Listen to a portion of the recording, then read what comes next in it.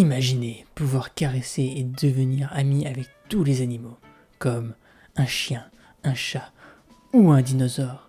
Et bah dans Fluffy Paradise, c'est le cas. Cet animé sorti en hiver 2024 est composé de 12 épisodes réalisés par le studio EMT2 et est diffusé sur Crunchyroll.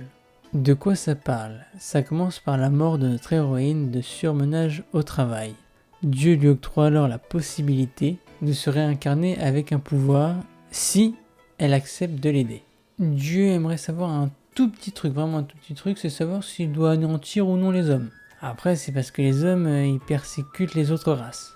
Notre héroïne réfléchit à son pouvoir, et du coup elle se dit j'aimerais caresser tous les animaux du monde.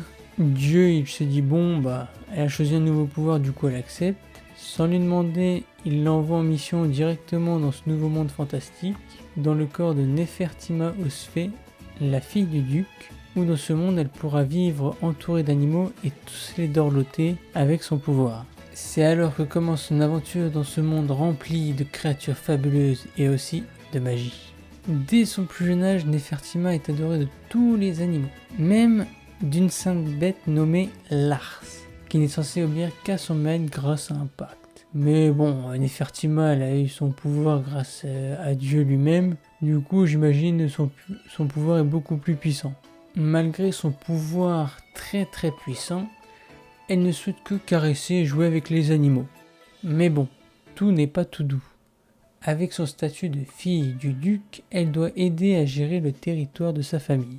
Elle va alors aider sa famille avec son pouvoir. On peut se dire que l'anime n'est pas très intéressant, il est juste chill et fun, avec des animaux tout mignons partout.